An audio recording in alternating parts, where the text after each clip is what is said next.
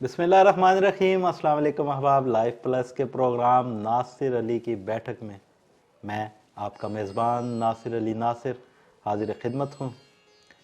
احباب، آج ہمارے ساتھ جو شخصیت موجود ہیں، انتہائی دبنگ شخصیت، انتہائی بے باک شخصیت، بہت معروف و مقبول شاعر، ادیب، دانشور، محقق۔ آئیے آپ کی ملاقات کرواتے ہیں محترم جناب امداد آکاش صاحب سے۔ السلام علیکم امداد آکاش جناب علی۔ سر، کیسے ہیں آپ؟ میں ٹھیک ہوں سر، آپ کی محبت آباد رہے۔ آپ کا بہت شکریہ، آپ لائف پلس کا حصہ بنے۔ آپ کا بھی بہت شکریہ کہ آپ نے مجھے یہاں آنے اور آپ کے ساتھ بات کرنے کا موقع دیا ہے۔ اچھا سر، بہت شکریہ، پہلے تو آپ کا بہت شکریہ۔ آپ یہ بتائیے گا کہ آپ ارلی 80s سے شعر و ادب سے وابستہ ہیں، شاعری کر رہے ہیں، شاعر و ادیبوں کو دیکھا آپ نے، پرانے آپ کے ہم عصر اور ابھی بھی آپ کے ساتھ کچھ لوگ موجود ہوں گے۔ کچھ ذکر کرنا چاہیں کچھ ایسے شاعر ادیب جو اس وقت بھی آپ کے ساتھ تھے، اب بھی ہیں، اور آپ امید کرتے ہیں کہ وہ آپ کے ساتھ رہیں گے؟ کچھ ایسے دوست، کچھ یادیں۔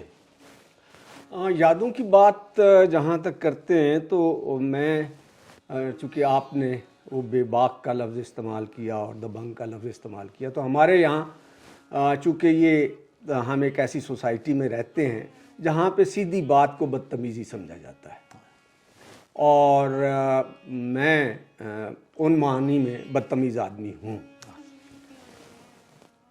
اس لیے عمومی طور پر میری قربت بہت سارے لوگوں سے نہیں ہوتی، لیکن جو میرے قریب آ جاتے ہیں پھر وہ ہمیشہ کے لیے میرے ساتھ جڑتے ہیں، اور میں اپنے دوستوں کو بہت عزیز رکھتا ہوں کیونکہ ان کی تعداد بہت کم ہے۔ دو چار دوست جن کا میں خصوصی طور پر ذکر کرنا چاہتا ہوں، جن میں محمد اظہار الحق صاحب ہیں، انوار فطرت ہیں، نصیر احمد ناصر ہیں، تو ان کے ساتھ میں نے بہت سی زندگی جو ہے وہ جی ہے۔ ڈاکٹر وزیر آغا صاحب بڑی شفیع شخصیت تھے، ان کے ساتھ ہماری بڑی ملاقاتیں رہیں۔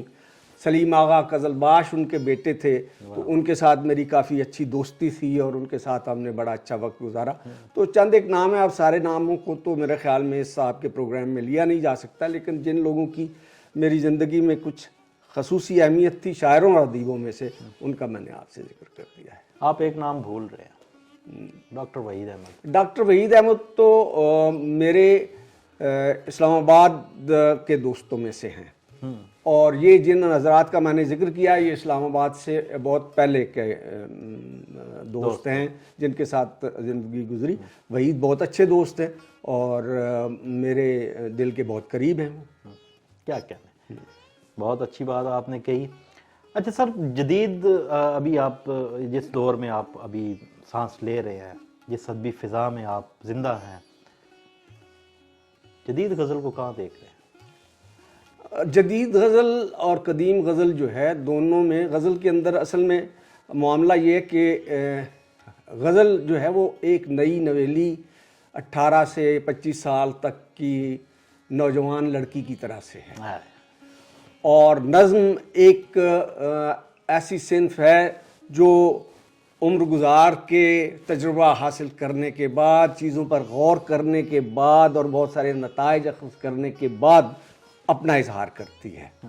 تو وہ اسے میں ایک سفید بالوں والی، سمجھدار، سوچنے والی، فلسفیانہ فکر رکھنے والی بڑھیا کی نظر سے دیکھتا ہوں۔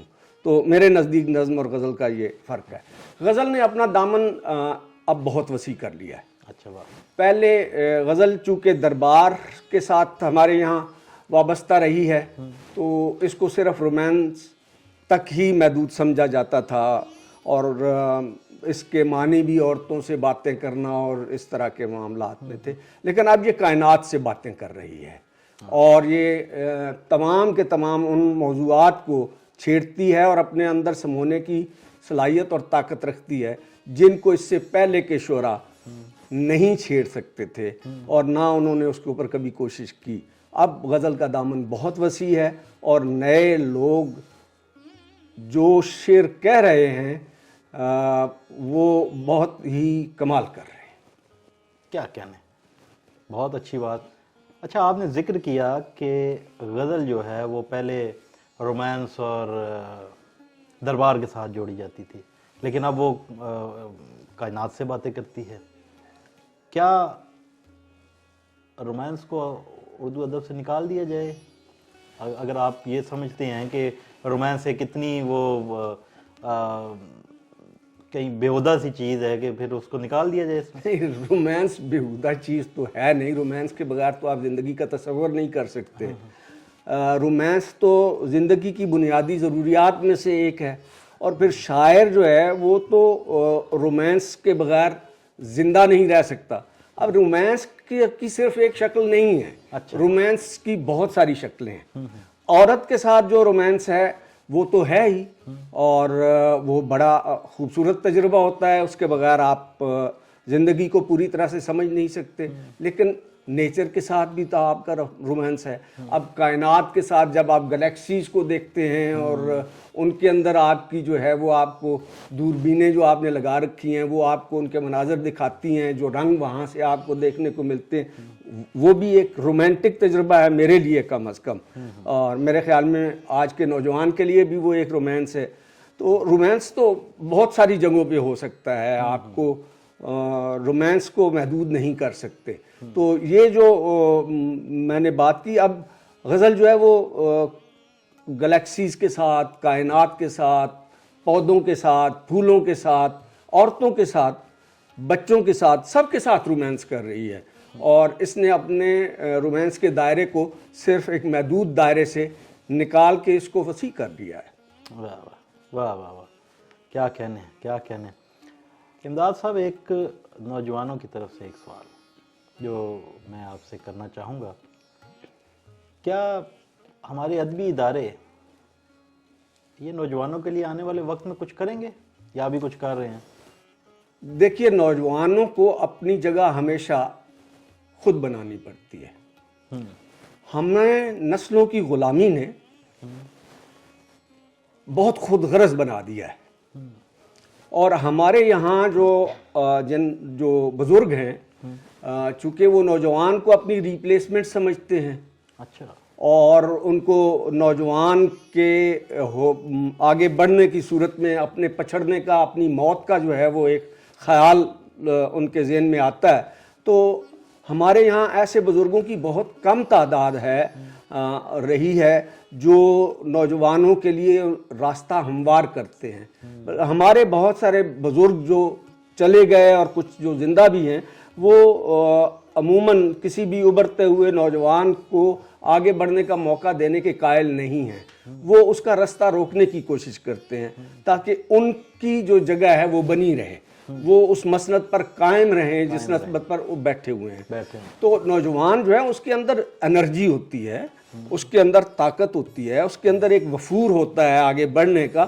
تو وہ نوجوان جو اس بات کی تلاش میں ہو کہ کوئی اس کے لیے راستہ بنائے گا یا کوئی ادارہ اس کے لیے جو ہے وہ راستہ بنائے گا، میں تو یہ سمجھتا ہوں کہ وہ پھر نوجوان نہیں ہے. نوجوانوں کو اپنا راستہ خود بنانا ہوتا ہے، اور ان کو بنانا چاہیے. اور میرے خیال میں جو حقیقی معنوں میں تخلیقی وفور رکھنے والے نوجوان ہوتے ہیں، ان کو کوئی روک نہیں سکتا، ان کو کسی ادارے کی ضرورت نہیں ہوتی.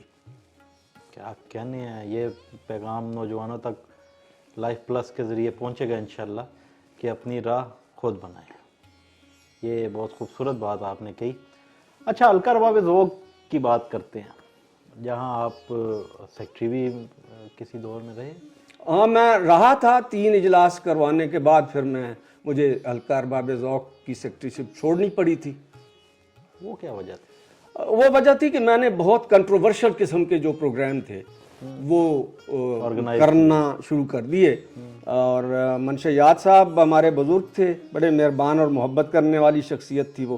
انہوں نے مجھے روکنے کی بھی کوشش کی، لیکن میں مزاجاً اب مختلف قسم کا آدمی ہوں. مجھے ذرا چونکہ ایریز ہوں، اور ایریز کا جو نشان ہے وہ مرکھلا دمبا ہے، تو اس طرح سے ٹکر مارنے کا مجھے شوق ہے، چاہے اس میں میرا سر پھٹے یا جو کچھ بھی ہو، تو میں وہ ٹکر لیتا رہتا ہوں زندگی میں. اس کی قیمت بھی میں نے بہت ادا کی ہے. تو وہ 3 پروگرام میں نے ایک ایسے ادارے کے حوالے سے کیے کہ جن کے اوپر آج بات کرتے ہوئے آپ کو ڈالے میں ڈال کے اٹھا لیا جاتا ہے. تو پھر تیسرے پروگرام کے اوپر پھر میں اور میرے ساتھ فرخندہ شمیم تھیں جوائنٹ سیکرٹری، ہم دونوں ہی تھے، تیسرا آدمی اس پروگرام میں آیا نہیں تھا کوئی. کیا کہنے ہیں آپ کی. یہی میں نے تعارف بھی اسی لیے کہیں نئے دیکھنے والے بھی ہمارے ناظرین، ان کو بھی یہ بات اسی لیے میں نے شروع میں بتا دی تھی کہ ان کی دبنگ باتیں ہیں، آپ نے ضرور سننی ہیں. تو یہ بتائیے گا امداد آکاش صاحب، حلقہ ارباب ذوق راولپنڈی کے الیکشن ہوئے، یہ ابھی حالیہ، جی آپ نے بہت مثبت کردار ادا کیا. میں دیکھ رہا تھا اس الیکشن کو. آپ کیا سمجھتے ہیں کہ وہ الیکشن فیئر اینڈ بالکل کلیئر اور صاف ستھرے تھے؟ دیکھیے، میں ان کو فیئر نہیں سمجھتا. یہ معاملہ یوں تھا، میں اس کی مجلس عاملہ میں تھا جی، اور میری عادت نہیں ہے کہ میں اپنی کوتاہیوں کی ذمہ داریوں کے لیے جواز تلاش کرتا رہا. اچھا واہ میں جہاں پہ غلطی پہ ہوتا ہوں، میں اپنی غلطی کو تسلیم کرنے کا حوصلہ رکھتا ہوں. واہ. تو وہاں کچھ میرے خیال میں مجھ سے بھی صرف نظر ہوا، مجھے اس میں مجلس عاملہ میں ہوتے ہوئے ان پہ نظر رکھنی چاہیے تھی. لیکن اس میں ووٹر لسٹ جو ہے وہ بہت دیر سے بنائی گئی، اور پھر جو مخالف کنٹیسٹنٹ تھے ان کو دی بھی نہیں گئی، اور اس کے اوپر میرے اپنے تحفظات ہیں. اور بھی 1-2 چیزیں ایسی تھیں جن پر میرے تحفظات ہیں، تو میں نے ان کا اظہار بھی کیا وہاں پہ، اور اب میں آپ کے اس پروگرام میں بھی اس کا اظہار کرتا ہوں. میرے نزدیک وہ فیئر الیکشن نہیں تھا. اچھا واہ. تو پھر فیئر الیکشن کون کروائے گا؟ فیئر الیکشن کے لیے میرے خیال میں تو آپ اگر اس میں مجلس عاملہ میں موجود تھے جی، اور آپ آج کہیں 2 ماہ کے بعد آپ اس کا اظہار ہمارے لائف پلس چینل پہ بھی کر رہے ہیں اور ان کو بھی کیا ہوگا آپ نے، تو پھر اس کا حل کون نکالے گا؟ اس کا حل یہ ہے کہ تمام کے ہم من حیث القوم ایک فیئر قوم ہی نہیں ہے. ہم میں سے ہر آدمی کا جہاں داؤ لگتا ہے وہ داؤ لگانا چاہتا ہے، اور جتنا چھوٹے سے چھوٹا بھی اختیار ہمارے پاس موجود ہو، ہم اس کو چھوڑنے کے لیے تیار نہیں ہوتے.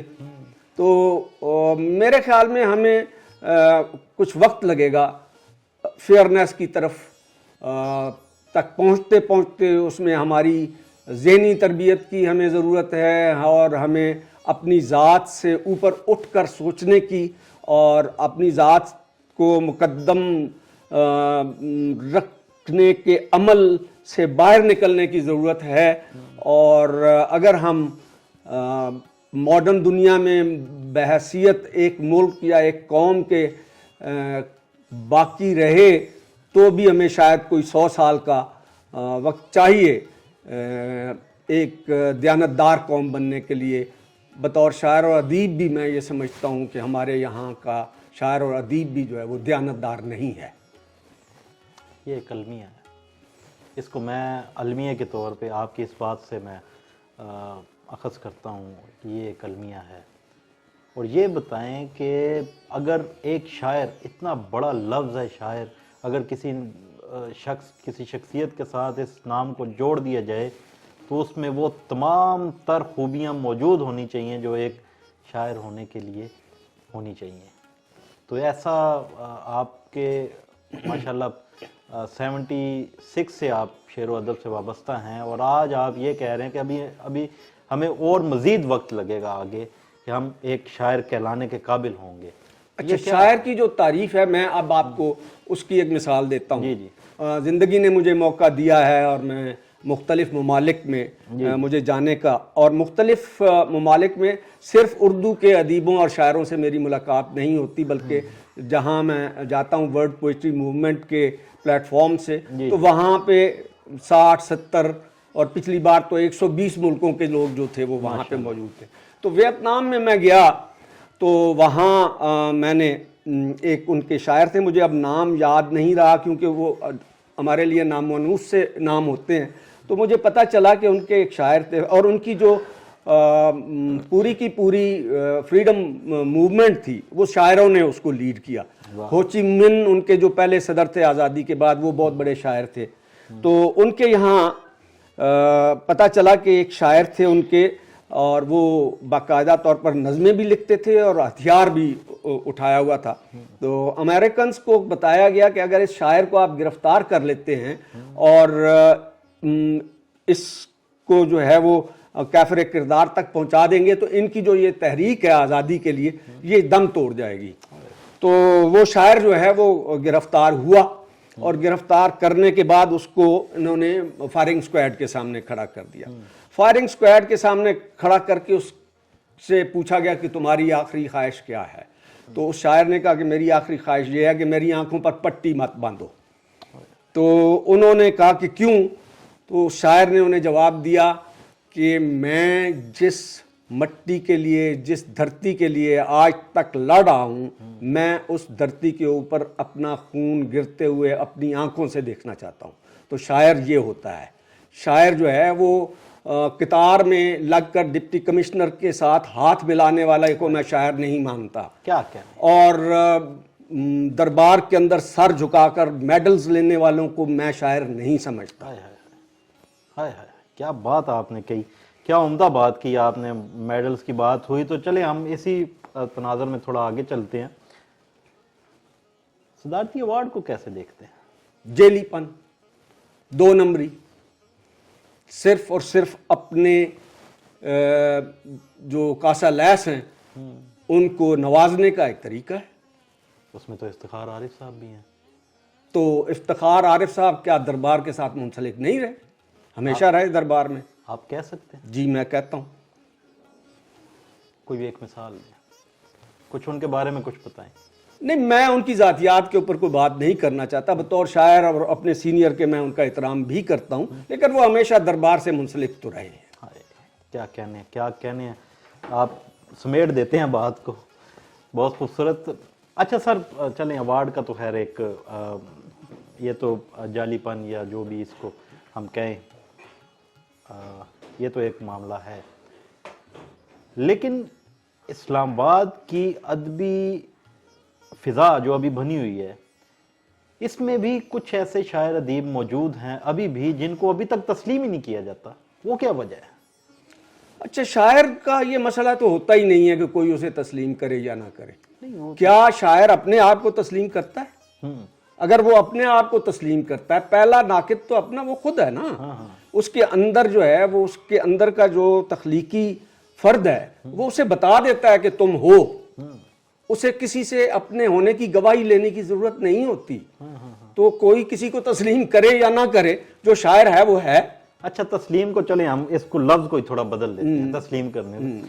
جیسے اب آپ ایک شاعر کو کہتے ہیں یہ بہت اچھا شاعر ہے, بہت اعلیٰ, بہت آپ کہتے ہیں, اگر آپ اس کو کہیں کہ بھئی یہ بہت اعلیٰ شاعر ہے, اس کو آگے آنا چاہیے, تو یہ کیا وجہ ہے کہ وہ کیوں آگے نہیں آ سکتا؟ پھر اس کو صدارتی ایوارڈ کیوں نہیں دیا؟ اس کی وجہ یہ ہے کہ جو حقیقی تخلیق کار ہیں ان میں سے بہت کم لوگ ایسے ہوتے ہیں جن کے اندر پبلک ریلیشننگ کی صلاحیت بھی موجود ہو.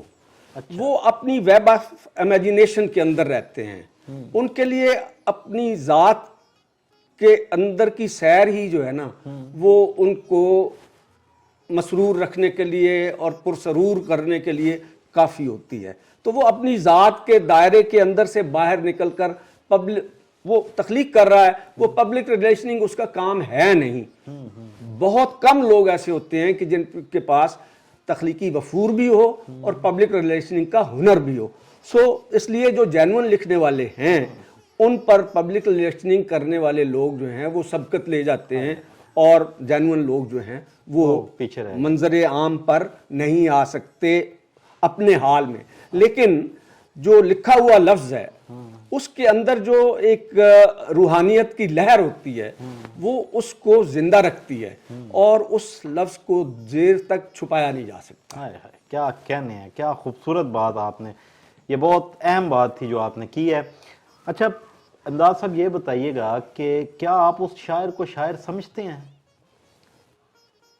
جس کے بچے بھوکے پڑے ہوں، اسے پتہ ہی نہ ہو، وہ صرف ادب کو لے کے آگے چل رہا ہو، وہ اپنے خاندان کو چھوڑ کے اپنے جو اس کے جو بنیادی فرائض ہیں جو اس کو پورے کرنے چاہیے ان کو کہیں پس پشت رکھ کے تو آپ وہ شاعری کرے، شعر و ادب کو وقت دے، شاعری کی طرف آئے، کیا آپ اس شاعر کو شاعر کہیں گے؟ اچھا، میں یہ سمجھتا ہوں کہ شاعر کو شادی نہیں کرنا چاہیے، اچھا، بچے پیدا نہیں کرنے چاہیے، اور ہمارے یہاں چونکہ ہم ایک جنسی طور پر حفظ زدہ سوسائٹی کے اندر زندہ رہ رہے ہیں، جہاں پر ہمیں صرف اور صرف اپنی جنسی خواہش کو پورا کرنے کے لیے شادی کرنے کی ضرورت پڑتی ہے، تو ہم شادی کرتے ہیں اور پھر ہم بچوں کی لائن بھی لگا دیتے ہیں وہاں پہ۔ جو تخلیق کار ہے، تخلیق کی وفور رکھنے والا آدمی ہے، اس کو شادی سے اور بچوں سے دور رہنا چاہیے۔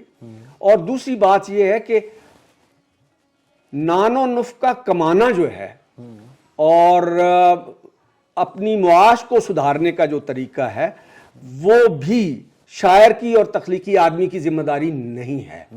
آپ دیکھیں کہ یہ جو گاؤن پہنتے ہیں آپ کے وکلاء حضرات، اس کی تاریخ یہ ہے کہ جو مغرب میں جو پڑھنے اور لکھنے والے لوگ تھے، جو تحقیق کرنے والے لوگ تھے، وہ بالکل تنہائی میں بیٹھ کر الگ ہو کر بیٹھتے تھے اور وہ تحقیق کرتے تھے، اور ہفتے میں ایک دن وہ اس گاؤن کو پہن کر باہر نکلتے تھے جس کے پیچھے 2 بڑی بڑی جیبیں لگی ہوتی تھیں۔